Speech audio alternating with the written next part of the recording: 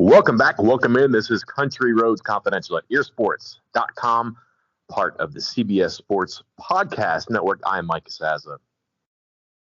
Midfield, 50-yard line, home sideline, West Virginia defeats Baylor 43-40. And I had a boss many years ago, Chris, who would talk about fans and how fickle they are. And we would call games like this the Wilt Chamberlain games, not because somebody almost scored 100 today, but because like years from now, everybody's going to say they were there when they weren't. The crowd is 45,000 tonight, and there's, 12, 15,000 people who probably wish they were here because, man, we had a really, really fun football game out here. Like it should be on a Thursday night, like it should be in the Big 12. Lots of points, lots of offense, lots of drama. And if you happen to be on the home side, you got to win tonight. Pretty good, all things considered. Yeah, absolutely. It was a heck of a game. It looked like a game that might get out of line early. And you said 45,000 plus there in a stadium that holds 60,000 plus. Not quite sure it looked like that on TV. Maybe it did eventually fill into that, but certainly once Baylor went up 17-7 and then got the ball back again, I imagine there were some fans who also left at that point. So I'm not even sure there were 45,000 in that actually saw the good part of the game in the second half and got to really enjoy everything as it got down to the wire there. Before we get going, a preemptive apology from me here. Many people have been critiquing the audio quality of the podcast. Diagnosed the problem that we were not aware of when it was recording, trying to fix it. A fix did not arrive in time tonight. We're going Bluetooth on the microphone, trying what we can. Hey, we didn't have to do this, We could be out celebrating a Casey Legg walk-off field goal and in good mood on the board and things like that. But no, we're here. We're dutiful. And it's always tough when you don't have the perfect podcast setup when you are. I mean, I'm in the comforts of my own home. Apparently, with a hailstorm going on outside. I don't know if anybody else can hear that, but you're at the field. You're in the press box. You're in the stadium with still thousands of people, with police in the background trying to get people out of the stadium, out of the parking lots, all sorts of stuff going on. So it's not the ideal podcasting situation either. No, but I'm going to soldier through. It's for the people. For the people. And we have a lot to talk to the people about tonight. 1,090 yards, 86 points. I've kind of been tapping on this drum for a while. I may have to start banging on it now. This feels like a throwback Big 12 year, except maybe Oklahoma is going to be at the top. But you're seeing a lot of offenses. I think that there's probably some okay talent on defense. It's young, though. A lot of the defensive players on the all-conference teams last year graduated or in the pros, whatever. And you have a lot of young defenses, but you have continuity on offense. You have good receivers, running games, offensive lines, quarterbacks. And we saw a bunch of it tonight. We can get into all that because it made a good defense look bad. It made a bad defense look bad. Off the top, Chris, though, I don't know if Neal Brown has a bigger win than this. I know he's only scored more points against an FBS team once. That was 44 against NC State back in 2019. If you're looking for style and substance, coming out of an open week, in a corner, trying to fight out of it and get back to the middle of the ring and then maybe move up the standings, I don't know what more you could ask for tonight. Maybe not a 10-0 or 10-point deficit early, but, man, they got points from offense, defense, special teams. They got bounces. They got turnovers. They hit a bunch of big plays on offense. They ran the ball. They protected the passer. I'm running out of breath here because it was a lot of positives tonight in a situation that required a lot of positives. I think before the game, was it Tuesday, Wednesday, Thursday, somewhere in there, somebody sent me a link to a story that said that if West Virginia loses this game, Neal Brown's going to get fired. Source, colon. And I laughed. Wait, what? Yeah, for real. I'm not kidding. I'll give you two guesses who it was, or three guesses, and the first two don't count. And I laughed. And that's not legit, of course. And I don't, you very rarely want to put the ultimatum must win kind of things on that. But then and this isn't like, no sources of this, he's going to get fired, all that stuff. But it did, as the game was going on, after the game had started and you got into it and those opportunities were there for West Virginia. The turnover, right back to him. Boom, tied it back up. Oh, this happened. They got the ball up, gave it right back. Oh, this, up, that. Oh, this, here it is. It's there for you again. blocked kick. Now you're only down 4. It's right there on the platter. It's there for you. That's when it started to feel like me, like, man, if West Virginia somehow loses this game with the bounces they've gotten, and again, and Neal Brown said it, they got some bounces tonight, but they sure as heck haven't gotten him in the past. By the way, he dropped the D word, Michael. I'm going to have to blur that out on the old YouTube later. But they got a couple bounces, and it really did feel like, oh man, you can't. If they lose this game because of some quirky time management decisions, a couple bad turnovers, and the defense just getting eaten alive again and again and again and again, that's probably the worst case scenario for what I could have imagined heading into the game. And it started to feel more and more like a must-win game as the game went on, and they did all the things they needed to do to win. Like, it was not a perfect game. There's a lot of bad in here. I think 3 of my 5 rapid reactions were bad, which is kind of weird for a win against a good team.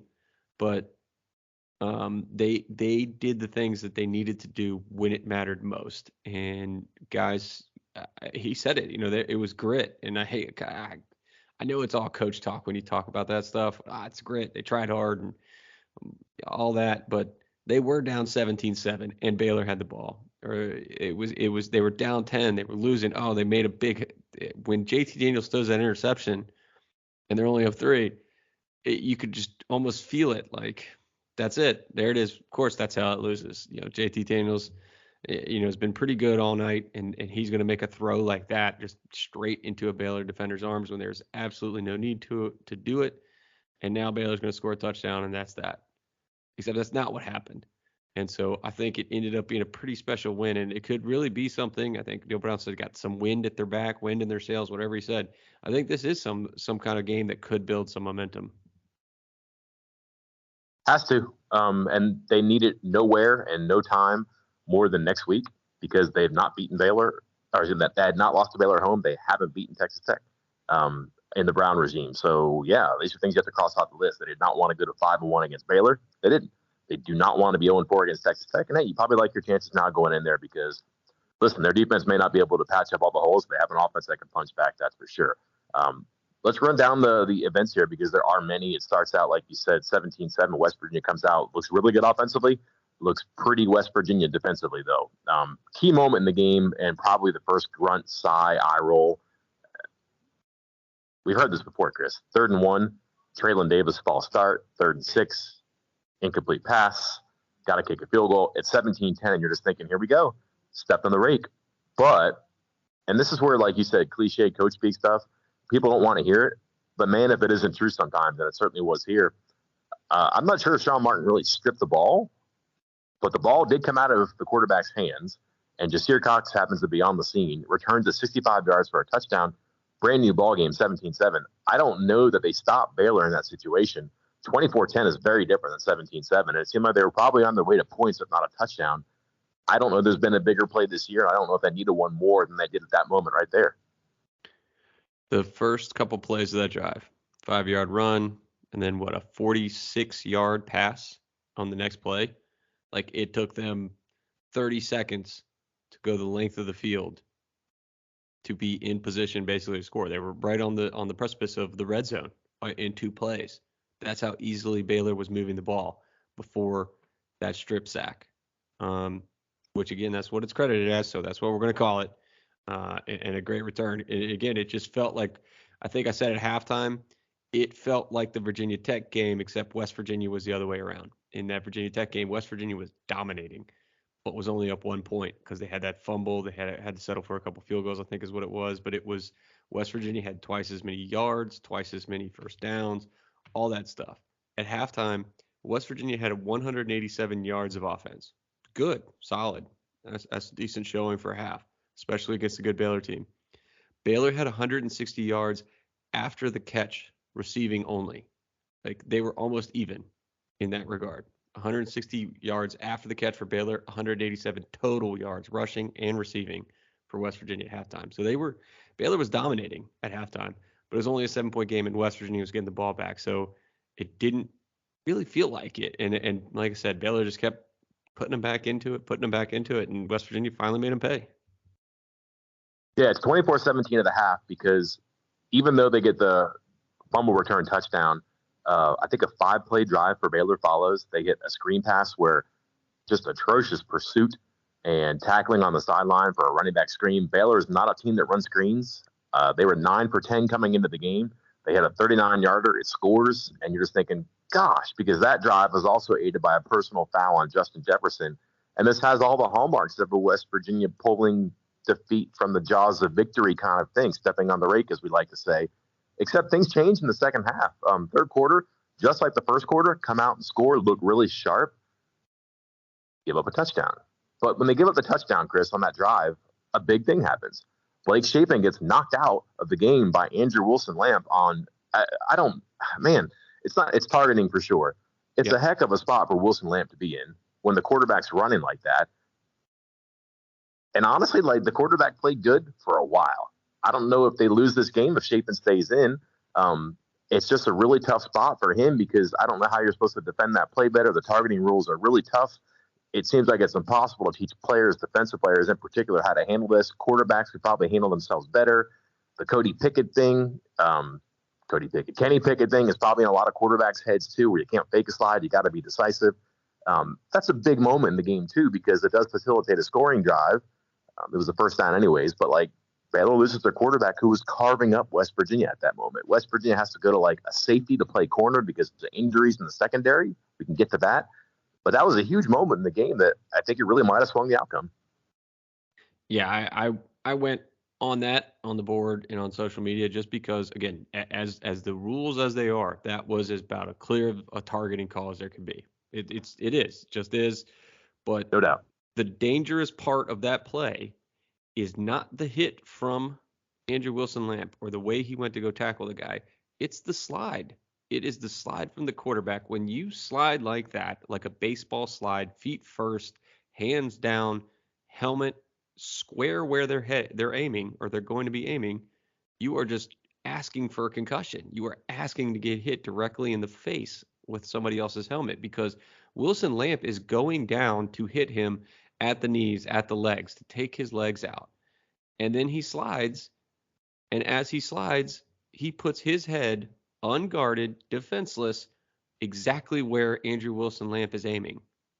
And I don't know what you're supposed to do as a defender there. I really don't. But the quarterback did what he's supposed to. He did what he's taught. And it was clearly a targeting, and he got hurt from it. But the dangerous part of that play is the slide.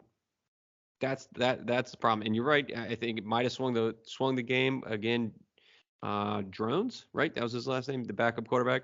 He was good. He was making some throws, like capital T throws there for a while. And I think at one point he might have been like 6 of 8 or 7 of 9 or something like that, and was really good. And then kind of fell off for the next few plays and struggled, made that bad decision throwing the ball up for the interception. But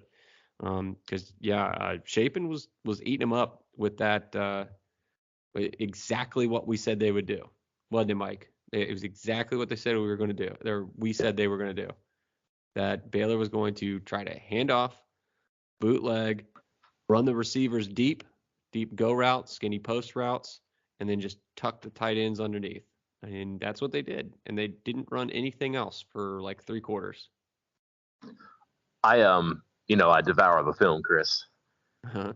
I had not seen much of Drones. Just hadn't. I think he'd taken a handful of snaps and thrown 3 passes. I didn't think he was as good as he was at the start. He was on fire. He was letting it rip around the field. He starts 6 of 8 for 91 yards and a touchdown, and he converts a 4th and 1 at the goal line for a touchdown. That's how much faith they had in him. He ends up 7 for 14. So he finishes 1 for 6 and throws a brutal interception. I don't know what happens in that drive. I can't be confident that they scored because he was at the helms and he looked a little shook at the end, especially on that last drive where his head just wasn't right. A lot of pressure for a freshman. I get that. But he got him in the game. He kept him in the game. And I think timely West Virginia, their defensive line really got after him. And the interception was, again, a really bad decision. But he had defenders chasing him around his ankles. And then they really pressured him outside the pocket, up the middle, let him get outside. Knew he'd flee probably. And he just ran too much and took too much time off the clock. So, listen, part of the game is being able to win with your backup quarterback or even take out the quarterback, maybe under more legal circumstances, I guess. But look, these are breaks for West Virginia. We're going to talk a lot about breaks. They got a break. the backup quarterback came in and didn't play great. That's going to happen sometimes too. And, unfortunately, but here's a team that probably shouldn't be giving away breaks if you get them, make them happen too. Another big situation too, block PAT. Mm-hmm. That really changed the tenor of the game. It certainly got some excitement back into the crowd.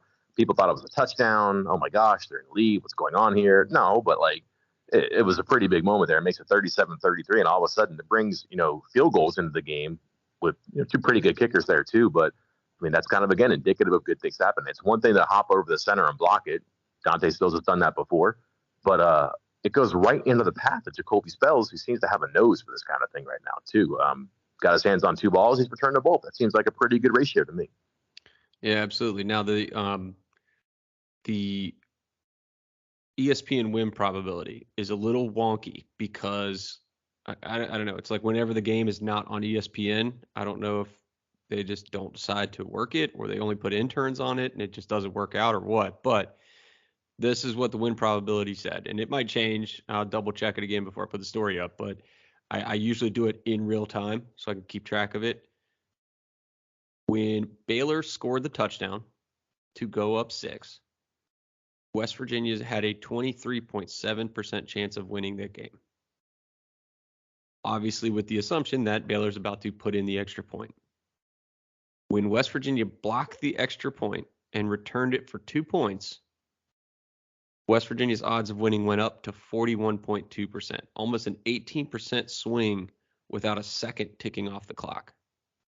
And I know it's only 41.2. I mean, West Virginia's still losing, but at an 18% swing in these win probability things, that's remarkable. Like that is a huge swing, and that meant a lot in this game, obviously. It's not even a snap. Yeah.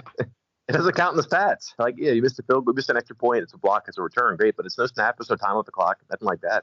I mean, listen, we can wrap up the game here in a second. Tony Mathis played very well, ran the ball, got him down, they kick the field goal, they win the game. Actually, touchdown, one drive, and then they run down. He takes over, they win the game. Ta-da, great. We can talk more about Mathis, but West Virginia first 5 games, 3 losses, 27-0 points off turnovers. 2 pick sixes that decided games, and then 2 other turnovers that turned into touchdowns. When they won, they were plus 14 in turnover margin, 14-0. That's black and white to me. And today, it's not a shutout, but it's 14-3. They returned, and really, I'm not saying it's a turnover, but the blocked PAT, that's 16 points on returns and gifts and things like that too. But listen, they got a fumble return and a second fumble that, again, I don't know how Jasir Cox got that ball because he wasn't even in the picture of the initial scrum, but he explained it to me after the game, but kind of indicative of their want to in certain situations. But fumble return, fumble recovery, touchdown. JT Daniels makes this irrelevant, but ultimately interesting with his turnover, his interception. 1st and 15, Chris, on a pass in your end zone. I think it's just because you trust your quarterback, but that had shades of Jared Dagey in Virginia Tech last year to me. Just a really unusual pass from him that he doesn't always make. But, hey, good thing for him. First time he got picked, it wasn't returned for a touchdown. They get the defender on the ground. It's a field goal. It's a tie game. Instead, they have plenty of time to go down and do something with it, too. It seemed like for a long time, and I said this during the game, it seemed like the first stop was going to win the game. Did not happen at all. And ultimately, West Virginia scores about 35 seconds left and kicks it back. And there's just not enough time and not enough plays in the bag for Baylor. And again, West Virginia, nothing to apologize for. Win they had to have, and they got it in really a style they had to have, but a very eventful fourth quarter, I think. Yeah, absolutely. I was going to run down a few small things to go over and a couple big things I want to talk about. And one of those was the Daniels rollout, that pick, and it's just kind of been this thing with him rolling out, and it happened a couple times in this game. And I'll go back and look. I said 0 for 7, but it's something like that. And it's, maybe he did complete a pass, but it was the wrong decision. It's when he is rolling out to his right, we have seen repeatedly the last 3 games or so, it has not ended well. It has not at all. I don't think he likes it. I don't think he does either. Tonight he doesn't look comfortable, and tonight was terrible. I mean, that interception, that was one play. Obviously, that's the one that's going to be the most glaring. There was another one earlier where he could have run for a first, chose not to, made a bad pass. A third one where he, again, could have run for a first, chose not to, and threw to the wrong guy. There were 2 guys, and one was wide open, and then he ended up throwing to another one that was very well covered. And you go back, and I can't remember, was it Texas or Virginia Tech? I think it was a third down, and he could have run it and instead decided to pass it, and the ball got dropped, and West Virginia had to punt, or they had turned the ball over on downs. And it's just been a repeated thing. If that's not what he's comfortable with, got to stop doing it, because it's really hurting West Virginia's offense there. And what was I going to say? Oh, yeah, the other thing on offense, the big thing on offense, because there's one big thing on offense, one small, I guess. I mean, we've already talked about the secondary. We're not getting to the secondary yet, are we? I mean, we're going to have to, right?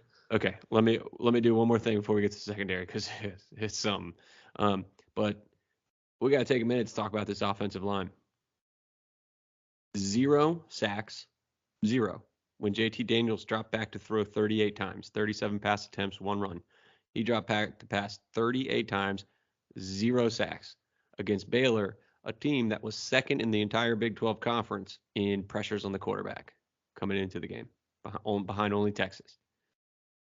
3, averaged 6 yards per carry against a team that was ranked 18th, 17th in run defense coming into the game, allowing fewer than 3 yards per carry. West Virginia averaged 6. There were huge holes to run. Huge holes, especially late. And I think that's when they played their best. I think that was when the holes were even bigger, was late in the game.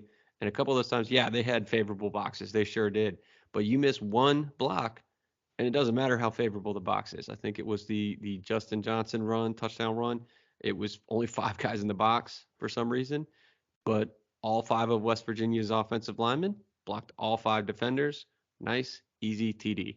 Maybe the best game by the West Virginia offensive line since Neal Brown got to Morgantown. Siaki Ika, 3 tackles, 1 quarterback hit. And Chris, that's the only quarterback hit.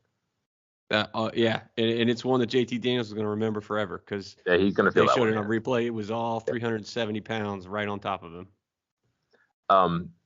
I'd have to go back and watch this, but I felt like a lot of stuff today was inside out, where like they bounced it out because I don't know if it was a design, a cutback, or whatever, but like it got that defense inside, and there's a hurry sometimes to get inside when you're only going to play a light box.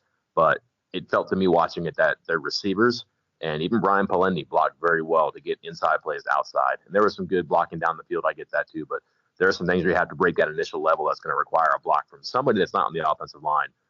Look, Palendi's imperfect, obviously, but over that, it looks like Michael Locke will not be back this year, and if he is back, he's going to be in a compromised state because of his knee. But Palendi has to be good, and they've hailed him as a very good run blocker, and honestly, he hasn't been. Got a catch today, moved him a lot when they rolled that pocket. I don't know if he's supposed to be a blocker or if he's supposed to be a receiver. Sometimes I don't think he knows either. In fact, he got called for being down the field, actually on the Daniels interception too, so that whole play might have gotten short-circuited. But going back and watching it, I would not be surprised to see that he probably did really well sealing some blocks and getting guys outside. I know that Sam James and some of the receivers did as well. It felt like on the left side more than the right side, but that's what it seemed like where Mathis made some hay today too. It's going to take something like that too. When you're going to run against that defense, you're going to have to get some second level blocks. You might break that first level because you're going to have an advantage, but they're pretty good about getting the ball on the ground there, and they were very good at it too. And Mathis didn't hear footsteps, didn't hear number 12 coming in taking the snaps, was able to get a lot of carries today. He got better as the game went on. And if I'm wrong here, Chris, it looked at the running game and the offensive line just wore out the Baylor defensive front in this game, which absolutely had to happen if they were going to play this way and win the game. Yeah, absolutely. I think early on, especially, I even though the stats weren't there for running in the first half necessarily, like I think they were even better in the second half, but the holes were there in the first half. And I made a comment about it on the board. I was like, oh my goodness, especially with Johnson. I was like, he's going the wrong way each time.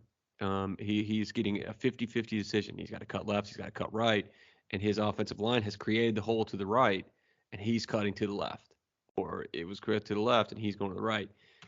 But the holes were there if they would have just followed it correctly. And I think they finally followed it correctly the further along the game went, and maybe that's why the holes seemed bigger, because the offensive line just, again, I think the best thing I can say is it was.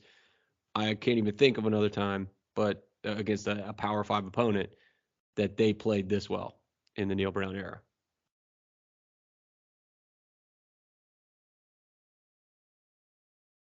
And look, Baylor And I wonder what happens with their quarterback playing the whole game, but their defense is good. They just got beat by good running and blocking tonight too. They caught balls, they broke tackles on runs and catches. West Virginia played a good offensive game, and like this has been in their bag for a while. Have they been able to put it all together? Sometimes yeah, and sometimes no. Like I think you're as good as your last game, which makes them good now, right? Or at least better. They're 3-3. So can I ask Baylor's you good. one Like quick their offensive question? personnel is good. Sorry, one quick question before we go to the secondary. Caden Prather, wide receiver number 1. Yeah, he's got to be now. He's the only one making plays on the outside. Yep. Okay. And hey, I like you're taking the Neal Brown approach here. He repeated it multiple times during the post-game press conference, saying, "We've won 3 of 4." What's everybody getting so upset about? Mm-hmm. He's not wrong. And won 3 of 4. Oh, he lost 3 of 6 too. Right? We can all play this game. Listen, I mean, nobody wants to hear this, but you're a pick 6 away in overtime and a pick 6 away in the fourth quarter from just being a very different season here. So, listen, I mean, coaches they see light at the end of tunnels. They don't see the train, So they're always going toward the outcome, and they try not to deviate off of what they believe. And he's been pretty steadfast. And I'm not saying he's right, but like tonight he's right, and like the way they won today is the way he wanted to play too. Not without some scares, courtesy of the secondary. And let's just go over some personnel things too. They start McCormick and Ajay. Neither one of them makes it out of the first half. Mumu Bin Wahad does not play. He has a lower extremity, Chris. He does? I have 2 of those. I think you have 2 of those. So one of his apparently isn't working. Okay. And so he's not there. They lose Andrew Wilson-Lamb for about a quarter and a half tonight, I think. And also he'll be at the first half of the Texas Tech game. They're playing Malachi Ruffin. They moved him from safety. He hadn't even practiced the corner for a while. I think he makes maybe a good play by committing pass interference in the end zone. 15-yard penalty instead of a touchdown. You'll take that. Then ended up as a field goal drive. But just beat over the head on inside passes, which that's where Baylor makes their hay on offense. They just cut you up in the middle of the field. And they were just getting beat over and over and over. Part of that is Baylor does not have a big go up and get a guy on the outside. And they're just smart. They use the middle of the field, tight ends, and inward breaking routes. And West Virginia had no counter for that for the most part of this game. I got something for you. Coming into tonight, Baylor was tied for 113th out of 131 teams in 20-plus yard pass plays with 12 in 5 games. Would you like to take a stab at how many they had tonight against West Virginia in one game? I'm looking at the numbers so I can tell you, but go ahead. Yeah, in one game with a backup quarterback for half the game, almost half the game, they had 10 20-plus yard pass plays tonight alone. That it just seemed like every single, and there was another 5 that were, more than 15, the stat broadcast does the 15-plus yard plays.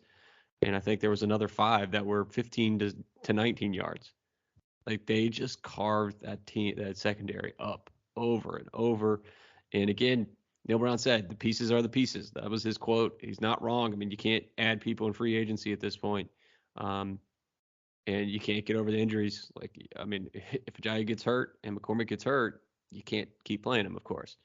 But the one thing that was driving me nuts, and it's drove me nuts all year long, and we talked about it in the preview pod, we talked about it at the post-game Texas pod, is them just not being in position pre-snap and them being confused pre-snap. It wasn't quite as bad tonight, but it was still there. It was still noticeable of guys turning their head away from the ball when it's being snapped, talking to somebody else on defense, talking about coverage, talking about responsibilities. There was the one key 3rd and 7 play late in the game. I think this is you get a stop here. Basically, West Virginia wins it, 3rd and 7. And X3 Low is essentially covering the slot, and he's turned, looking over his left shoulder, talking to Jacoby Spells. Ball gets, and at the same time, Marcus Floyd is running across the field to the other side of the field because he's not in the right position. And all of this is going on as the ball is getting snapped. There's no way you can play defense like that. And sure enough, quarterback throws it right to a receiver who goes directly in between Lowe and Spells, who had their head turned away when the ball was being snapped. First down in a key spot. It's happened too much this year. I don't know why it's happening, but that's killer. That's stuff that can get fixed. You can't fix personnel at this point. You can't fix injuries, but you can fix these pre-snap issues that West Virginia's having. Yeah, Baylor spins you like a top, man. They move that pocket, they formation you, they shift stuff too, and they're good. I don't know. They're going to see a lot of offenses that are good, including next week too. But like, you got to tip your cap to Baylor on some of that stuff. But also, like, I think teams do try to. I think they try to scramble West Virginia's eggs with this stuff before the snap too, and that can definitely happen too. Let's wrap up with this, Chris. Are you ready? Yep. Little devil's advocate for you, a little kangaroo court, if you will. Okay. If this game ends up 43-40 Baylor, everything goes the same. But let's say Baylor kicks a game-winning field goal. Would you remove Neal Brown from the hot seat, or would you take him maybe like down a few degrees? No, if Baylor won tonight. Yeah, the game is the exact same, but Baylor goes down and kicks a field goal and wins this 43-40. No, I think it's even worse. I think it's in a bad situation and would actually be even worse if Baylor had just kind of come in and not really dominated the game, but kind of won by like 12 or 10. Again, because it just seemed like it was being put on a platter for West Virginia to take. And as you know, West Virginia was stepping on the rake. And then they finally stopped, and that's why they won. And I think if they would have stepped on the rake one more time and Baylor would have been the one kicking the field goal at the end of the game, that could have been bad. It would have turned up a few degrees on the seat. Okay. I think it's an interesting question. I don't disagree with you, but I think you saw a lot out of West Virginia tonight that they've talked about, and the coaches have been trying to coach out of their players and talk others into believing exists, and it happened tonight. Like, they have not gotten plays, never mind points, plays from their defense. They got it tonight. Special teams made a play. They didn't have a terrible mistake on special teams or do something just ridiculous on offense, except the one Daniels play, which they survive and overcome. But I was thinking in my head, like, if they did lose this game, or hey, if they lost this game, I think you might have to feel better about the final 6 games because, and then I'm also thinking, well, they're going to have to win, 3 before they lose 3, and that's going to be very difficult too. So, I mean, it would be tough. Don't get me wrong there, but I think you can see. My point being, there's a lot that's redemptive and redeeming in this outcome for them tonight. And the flip side for West Virginia is you don't have to have that conversation because he's 3-3. And this is why stuff about midseason firing or early season firing, or if they lose the Tech game, is so fickle and sometimes silly because you have so much time to play. And I know that nobody wants to hear that stuff, but like, that's why they have a schedule. Like, you can't win a championship in the third week of the season. You can look really good. You can look terrible too, but it's a whole lot of time, and time is sometimes an enemy, time is sometimes a friend, but time is constant. Until you don't have any left, and it's going to be a long time until they have none left. Now, if they go out and they lose and they get boat race against Texas Tech, if they can't overcome their defensive issues, they can't score back and forth, maybe things get reset a little bit, but you don't have to worry about that now. You don't have to worry about they lost at home to Baylor for the first time, and they lost again to Texas Tech, because one of those is off the table. That's a good outcome for West Virginia. First preview weekend here, long weekend for us. Friday morning by the time people hear this. We're actually going to have to work a little bit harder on the weekend, I guess, huh? Not me. I'm going on vacation, so good luck, pal. Oh. No, I've already got some stuff lined up. I got some recruiting stories, new offers out. I got some recruit reaction from the night's game. That'll be up tomorrow or today, depending on what time you listen to this. It'll be up Friday. PFF report card will be up Friday. I got the plays that changed the game. Again, I was keeping track of that during the game. It was a wild one. West Virginia, when they took that 7-0 lead early, they were the favorites. And then they were very, very much not the favorites for a very long portion of that game. And then kind of back and forth a little bit there at the end. So it'll be an interesting read. Snap judgments, good stuff. And then we circle back around next week with Big 12 Media Days for basketball and Neal Brown again Tuesday, back on a regular schedule for a Saturday game. Yeah, rest of the way too, so that'll be good too. 3:00 game, Texas Tech, is that right? 3 or 3:30? Yeah, 3:30. I guess the one thing now for West Virginia is just to kind of root for Baylor to be good, because they need a win that looks good, because there are other ones right now don't. And they've lost to good teams, don't get me wrong. But being like, we lost to a good team, that doesn't sound good. But if you beat teams that end up winning 8, 9, 10 games, if Baylor can't win 10, I understand that. But then things do look good for it. I think Baylor, defending champion, a lot of teams back and spanked West Virginia last year. And again, is a good team. I think you saw a good team tonight. It just got beat. The other team was better, which it's not something that West Virginia has been able to say. So, hey, if you need like silver linings here for the rest of the way, just kind of hope that Baylor does well, and maybe some of these other wins look a little bit better, maybe some of the losses look a little bit better too. But you put yourself in a good position tonight if you're West Virginia. It certainly beats the outcome that maybe you were expecting or accustomed to. So don't have to worry about that. Hope everybody enjoyed this one. Forgive the audio issues. We'll try to get better next time. Chris, I got it under control while you're gone. Go have fun. I'll try my best. Until then, I'm Mike Casaza. And I'm Chris Anderson. We'll talk to you next time.